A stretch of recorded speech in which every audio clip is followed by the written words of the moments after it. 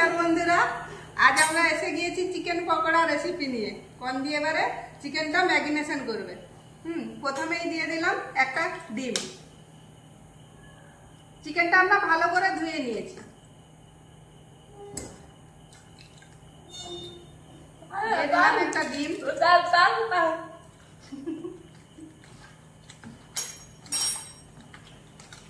দিয়ে দিলাম পরিমাণ মতো নুন, দিয়ে দিলাম হলুদ,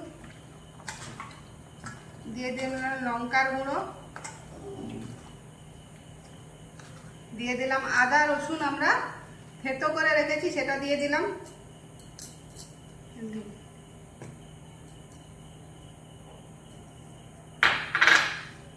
দিয়ে দিলাম অল্প একটু ভিনিগার,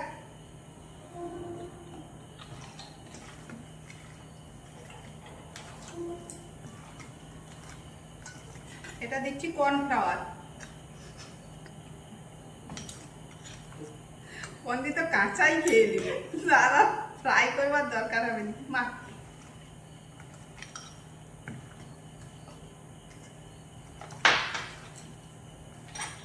দিয়ে দিলাম অল্প একটু রেড ফুড কালার। মাখা ভালো করে।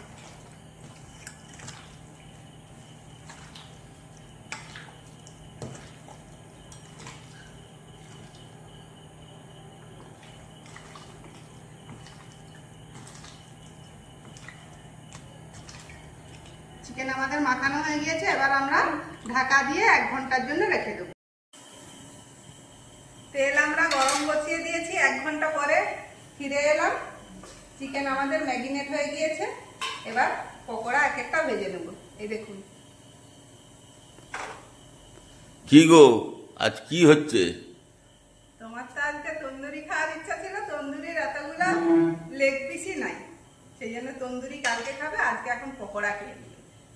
বেটার পছন্দের তো পকোড়াই হয়ে গেল। পকোড়া হবে, তন্দুরি আজ হবে নি? না, তন্দুরি কালকে হবে। অত লেগ পিস নাই। তাড়াতাড়ি করো। কেন তাড়াতাড়ি? এই তো তেলটা গরম হোক ভালো করে। তেল ভালো করে গরম হয়ে যাক, একদম ধোঁয়া উড়ুক।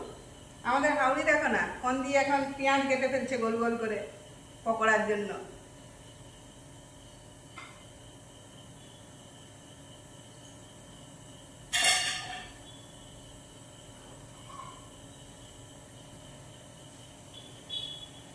ওইখানে রাখ, ওইখানে রাখ। পেঁয়াজ কেটে ফেলছে। পকোড়া খাওয়ার জন্য পেঁয়াজ কাটা রেডি হয়ে গেল। এবার সস বের করে ফেল। চিলি সস, টমেটো সস আন। সস সস, হ্যাঁ ওই দুটো নিয়ে আয়।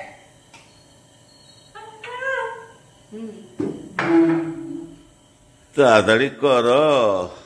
ভালো করে তেলটা গরম হোক। ওইখানে ওইখানে রাখ। হ্যাঁ ওইখানে।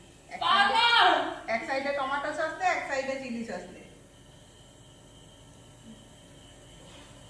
তেল আমাদের গরম হয়ে গিয়েছে, এবার এক একটা পকোড়া ছেড়ে দে।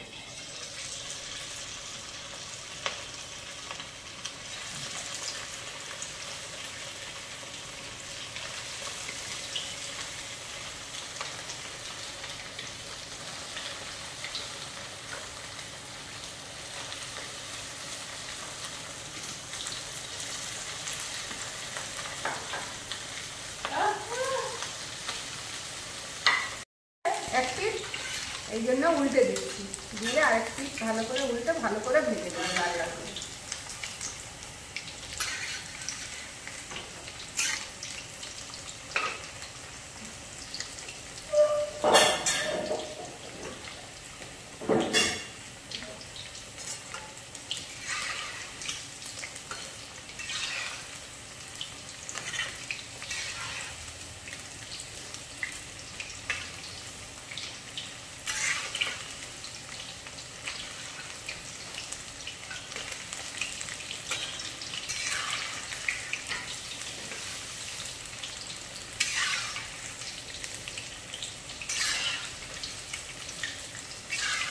টানটা টানতে হবে।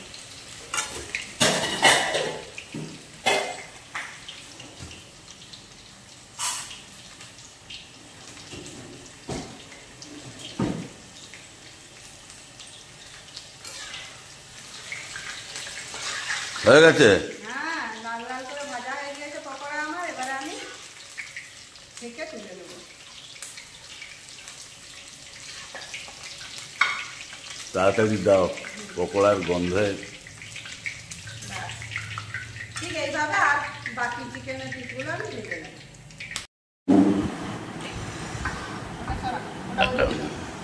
ওটা ওদিকে তুই এখানে বসে যা।